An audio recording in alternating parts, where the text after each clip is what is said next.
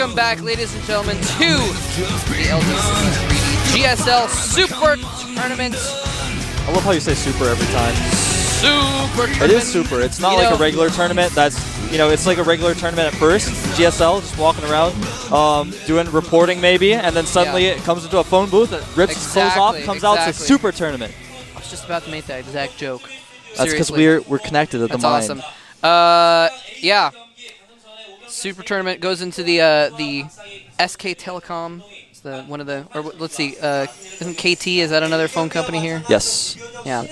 Anyway, goes into a phone booth and comes out with 64 players duking it out, battling, trying to scrape their way past each other, scrape their way past their fellow nerds clawing to get at each other, claw their way to the 100 million won prize at the end of the rainbow that is the super tournament. It is basically like a rainbow.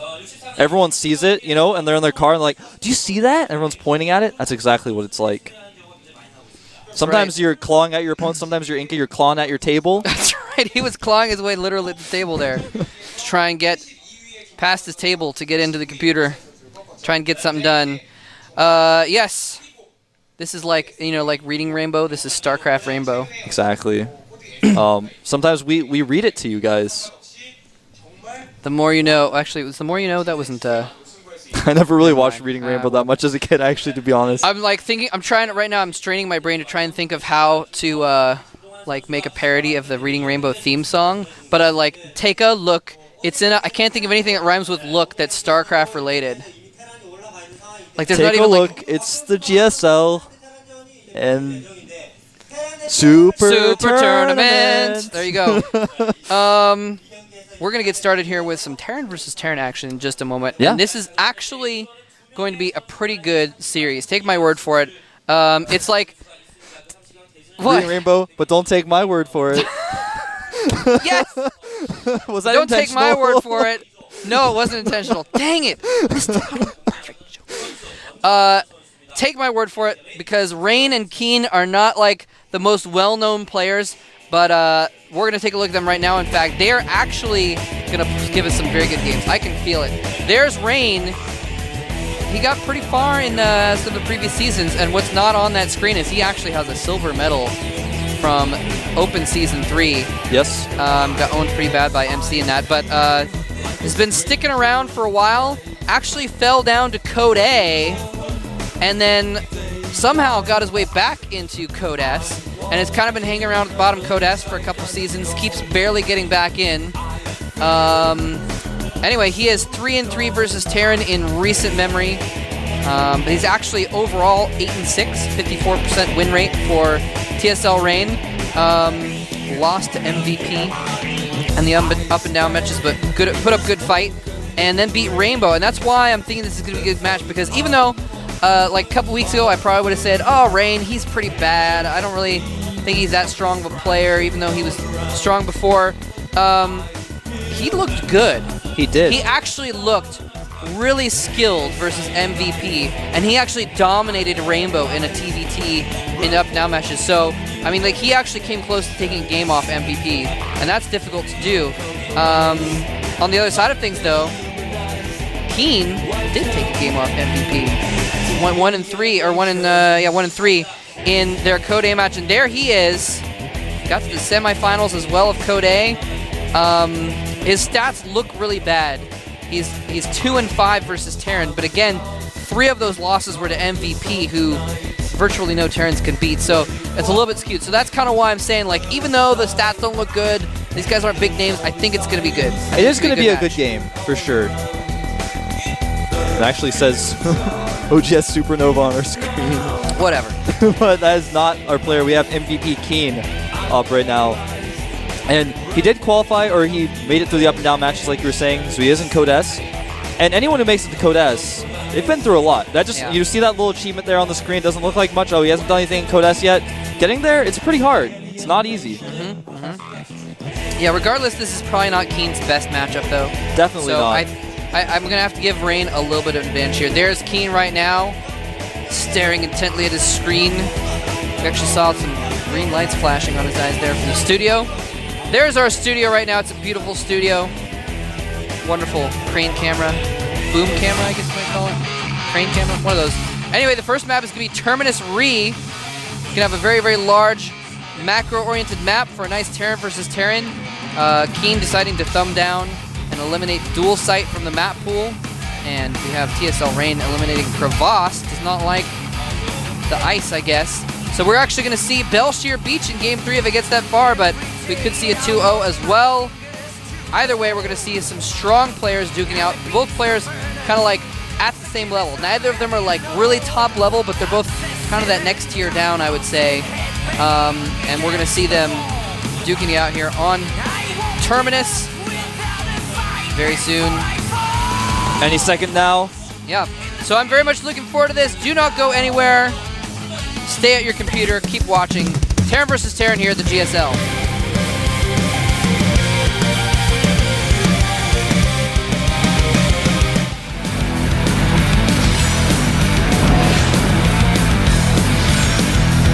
GSL Rain versus MVP King.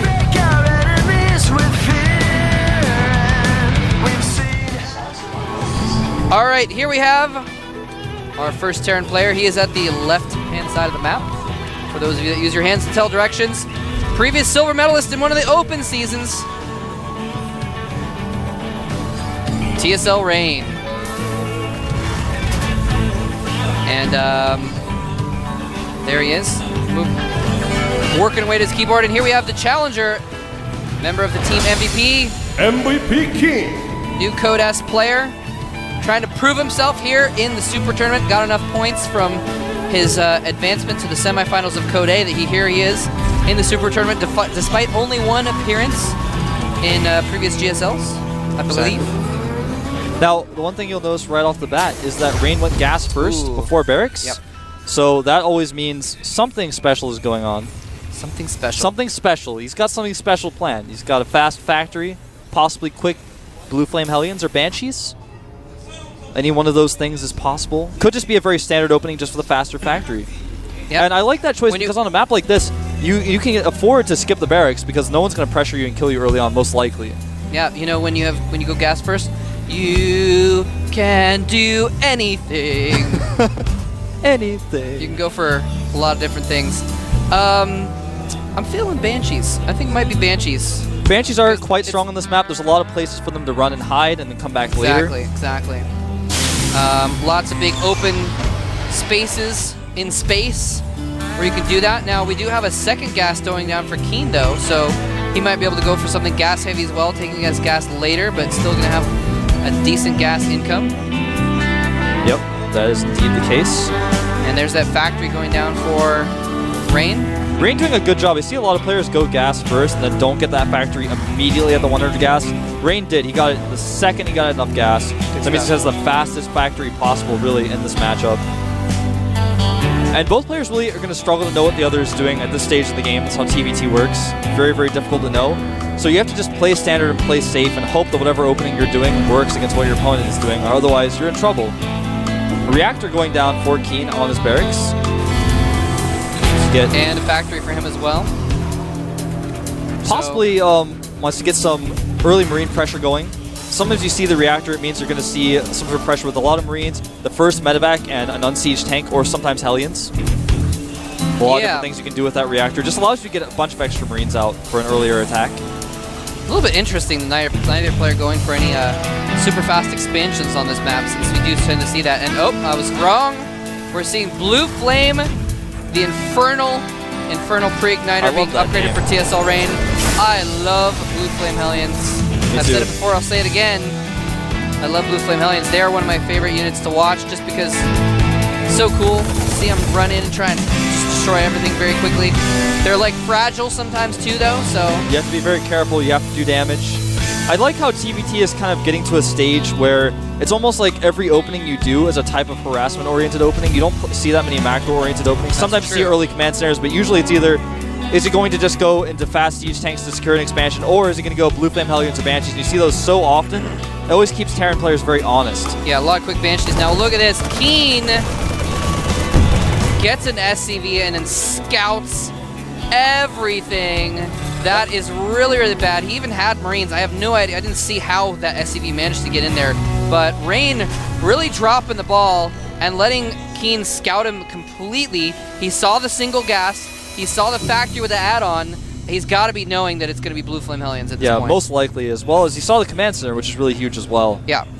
So Keen is going for Banshees himself, is researching Cloak as well, so that's going to allow him to do a little bit of harassment.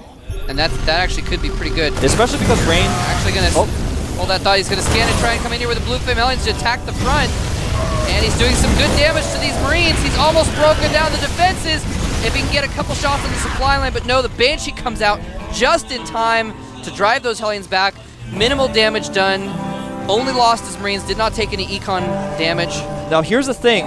Keen actually has that Banshee out. His opponent doesn't have that many Marines and doesn't have a starport. Exactly. And if your opponent doesn't have a star... Actually, he does have a starport. Oh, My bad. He was hiding in never the mind. corner.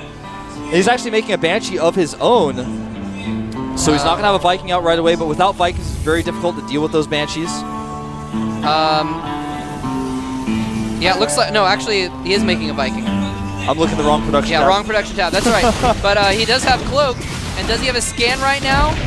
He's planting down a turret, but it appears he doesn't have a scan, so this Banshee's going to be able to get some damage done before that scan goes off.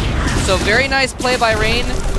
And... Oh, is it going to get away? Oh! Banshee gets away with 16 hit points. So slick. But yeah, like you said, he didn't have any Marines because he was spending all that money on Hellions. So could have been bad for him if he didn't have that Viking. Exactly. And, you know, I completely botched the production tabs. 2 command centers being made right now for Rain. Take that back. That's Keen making his 3rd command center down at the low ground expansion. Yeah, that's a good move. He says, all right, you've got Hellions. I've got stuff that kills Hellions. I'm like colorblind today, Mole Trap. I've got complete map control. I'm just going to double expand. There's nothing you can do about it. I'm going to have Siege mode. I got Cloak Banshees. What you want? That's what he said. He said, what you want? That is exactly what he said. Uh-oh, that Banshee's going to die. Banshee's doing a little bit of harassment. Be very careful, though. Does not want to get too close to that missile turret. Not a whole lot that she can pick off of that location. Has gotten 3 kills, though. 2 Vikings out, though, makes it very difficult to use that. And scan goes off, does die. Good scan, good scan. But with that fast 3rd command center coming up for Keen, if we don't see some pressure from Rain, he's actually going to fall behind because he hasn't even put his command center as natural yet. Wow. Yeah, whereas Keen has already landed that. He's just maynarded drones. I'm sorry, SCVs down to the expansion. Look at that. He's so safe. He's got the bunker. He's got 2 siege tanks. He's got siege mode. And Rain isn't even thinking about pressuring right now because he's lost a bunch of stuff. And he's got 2 Vikings, which aren't really good for harassment in general.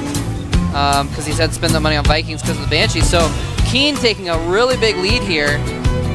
And I'm a little surprised. I thought Rain was going to be putting up a better fight at this point. I agree, and I feel like part of the problem for Rain was those Blue Flame Hellions just didn't do anything. Yeah. Really, and they also Exactly. just surrendered his map control. Once he lost the Hellions, he had no longer had map control, didn't have a presence, whereas Keen has been very, very active with his Banshees, keeping Rain in his base. He's got those Vikings, like you say, force the Vikings, but those are Vikings that are not Banshees, and he just has no map control, really. Yeah, exactly. And especially with a 20 supply lead, Keen's in good shape. Now another Banshee coming in here gets picked off with only minimal kills, and I'm really a little bit surprised that Keen is keeping up with these Banshees, to be honest with you, because they're getting diminishing returns here. Obviously, Rain has Vikings. Right. He's got turrets. There's no reason to believe these Banshees are going to do more damage. Well, they are. I mean, they're doing some damage. doing a He's little harassing a little bit. Does lose this Banshee, but I agree. He's committing a little bit too much to the Banshees. And you know, it might just be, he might just say, you know what, I've got the advantage. If I can force him to burn scans to kill Banshees and get an SCV or 2, I'm going to stay ahead and he won't be able to use mules to catch up. And not only that, but he keeps him in his base a little bit, makes sure he can secure that 3rd command center very, very easily. Yeah, exactly. And as it stands, the economy for Keen is just much better. In fact, he's 8 workers ahead, but he's dropped more mules. He hasn't been using scans. And he's just significantly ahead in that regard. He's even starting to build up a much larger army than his opponent. Yeah, he's dropping triple mules off those 3 orbitals, so he's in really good shape. And he looks like he's done with Banshee, switching things over. So he's got the reactor and a drop. Blue Flame Hellion drop is coming in towards the south, and Keen actually has a siege tank there and some Marines. This is probably not going to do very much damage. Yeah, he's trying his best to target down some SCVs, but doing almost nothing. And that's the second time he's lost 4 Hellions doing very limited damage. Yeah, he's lost a total of 8 Hellions. not to mention the medevac, and killed like 6 Marines and a couple SCVs. Not too much damage. Another Banshee coming in here. This last Banshee coming in. The last one. Trying to do some damage. And he is actually going to do some serious damage to these siege tanks. The siege tanks are too far away from any sort of anti-air defenses. Yep, Vikings are giving chase. And doesn't have any scans. Oh, getting too close to that missile turret. Oh, wow. Very scary moment there. The Banshee getting out of missile turret range right before the missiles hit. Yeah, he should probably even escape with that actually right now since he's almost out of energy and health. Try and save it. Oh, scan goes off. You shall not escape. It's forced so many scans with these Banshees, and those are mules lost. It's about 270 minerals per mule, and when you've got 3 command centers and you've had yours mining for longer, and your opponent doesn't even have, he doesn't have that 3rd command center up yet at all, yeah, you're getting so ahead in economy just by forcing the scans. Yep, and he's in fact used that to pull ahead to a 30 supply lead. So Keen way ahead in supply. Rain actually supply blocks. It looks like he's getting better upgrades as well. Stim is about to finish for MVP Keen. Armory is going up for Keen as well. Starting to add some missile turrets. Actually, both players getting their armories up. Finally, Rain making his 3rd command turret so behind, and in fact, we're going to have a little bit of an engagement here in the middle. Yeah, this could be pretty bad actually. He's going to take the tower, so we'll see it coming. Both players taking the towers actually. But Rain, this is... Rain's got a lot of siege tanks, but the problem is he doesn't have any support for them, whereas Keen has a little bit less siege tanks, but he's got the Marine support. Oh, he's unsieged, and he doesn't even have siege mode, so these Marines are going to be able to come in here. And the Blue Flame Helmets forcing them back, though. Otherwise, he probably could have picked off a few tanks pretty easily. And this is, I mean, we say Keen's ahead, but this is where TVT can get really gritty, is once those battles happens, if you misclick or you don't have your tank sieged or something like that happens, you can lose your whole army very, very quickly. So you're exactly right. Rain could come back. He sees his opponent's tanks are unsieged. He's going to come in here, but there are a lot of Blue Flame Hellions. He has to be very careful of those Marines. Siege's up first. SCV's coming out to help out. There are a ton of Marines here for Keen, though, and it looks like he's got his siege tanks in a superior position. Oh, Rain is losing a lot. He's in a lot of trouble. Rain still doesn't have siege mode, so he's just forced to fight on the ground, and the siege mode advantage of Keen is huge. Siege mode just finishes. He sieges up just the right moment, and that would, if he had had siege mode 5 seconds later, Keen could have taken that expansion out and sieged up on that expansion at least. Keen taking a 4th base and really just macroing up hard here though. Still with a 50 supply advantage. Yeah, and Rain actually is just now making his 3rd orbital command. He has not had a 3rd command center up. There's no one mining. He's just now transferring his SCVs there. And Keen actually can just go home with his army, and it looks like that's what he's going to do because he doesn't have to put on any more pressure. He knows he's that far ahead. Well, he changed his mind. He's going to come back now. I think he's going to tear down these rocks, start to pressure that 3rd base location. Yeah, it's a good move on this map. One of the reasons why they added. Hold that thought. Vikings coming in, taking out some medevacs. Nice switch by Rain, realizing there was no air presence for MVP Keen and going ahead and getting that air presence. Marines are going to be hard to use to hold that off. Hold that thought. He's charging in. Oh, this might be a mistake with those siege tanks on the high ground. Wow, loses most of his bio and his medevacs and is left with only siege tanks. That was actually bad for Keen. Still ahead though.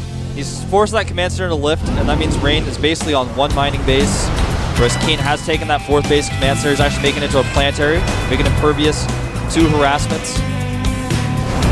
I mean, as far as supplies go, Rain is 50 supply behind.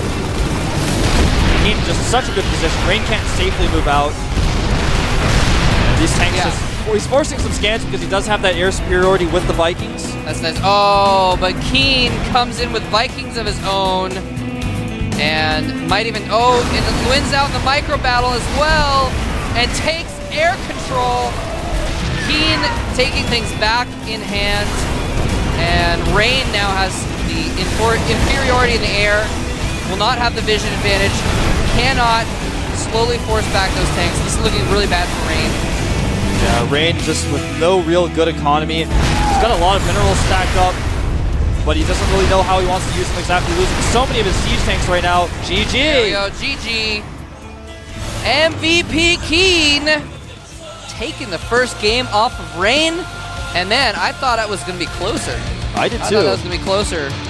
Well, it all came down to those Hellions. Yeah. The Hellions did 0 damage. And like we were saying from the start, if you go for one of those aggressive harassment-oriented openings. If you don't do any damage, it's like, you know, you're just so far behind immediately. Exactly. Those 4 Hellions, so important. And on the other side of things, the Banshees did do damage. Exactly. They were only kind of a little bit. What am I trying to say? They did only a little bit more than they were worth in a way. They did upgrade Cloak, but some of them got several SCV kills, so they were doing some damage and keeping Rain behind the whole time. And then I loved the double expand. The double extend was super, super smart Good because move. that's part of what those Banshees are for. He's got the Banshees out on the map, harassing, keeping his opponent in his base, forcing the scans while he takes another expansion, gets extra mules, he's got the 3rd command center up faster, and that, I think, is the real reason why he pulled significantly ahead. Yeah, the Hellions didn't do damage, he was a little bit ahead from there, and he used it just the right way. Exactly. He got more ahead. He just took that 3rd base, and then he just ran away with it with the... I mean, it was a 3-2 economy advantage, basically, at that point. 3 bases to 2. They both had the mules, so he just ran away with it there, and it just avalanched into a major supply lead. And some good decision-making, too. Lost those medevacs. I was a little bit worried for Keenan up for a moment there, but then just came in with Zone Vikings, and it was too far ahead for that. Something else to mention was that Rain had a ton of siege tanks. Like, he had a huge siege tank count, better siege tank count. His opponent had Marines. So we were watching that. We're like, oh, well, if he sieges up right, he can kill the Marines. But no siege mode. Siege mode. Maybe it was a mistake. Maybe he forgot it. I can't imagine he didn't. He purposely didn't get it with that many siege tanks. I feel like it must have been a mistake, man. You don't get 10 siege tanks and not have the money for siege mode at some point. Yeah. It's like skip your 9th siege tank. He's got 2 factories making siege tanks. Actually, one of them was making Hellions. He switched it a few times, but the Hellions were a smart choice to back up to help clean up those Marines. But without siege mode, you've got only tanks against your opponent having a really strong Marine army with tanks to support it. It's not going to work out very well for you. Yes, indeed. Now, that was only game 1. Rain, I feel like he's got something more to show us. He played really well against MVP and against Rainbow. I don't think he's out of this yet. The next map is going to be Zell, Caverns. MVP Keen hopefully has a little bit of some confidence going into this match. Steam him ahead, but Rain has a lot of experience. You know, even though he hasn't had a ton of success in recent seasons, he has been around a lot. He's got a lot of experience on stage, a lot more than Keen has at this point. And so he's probably not unnerved. He's just going to go for his build that he has planned and try and take out a win. And if he plays like he did against MVP, I feel like he could put up a lot bigger fight. We'll see if he does a different strategy that might not be so prone to needing to do damage. We'll find out in game 2.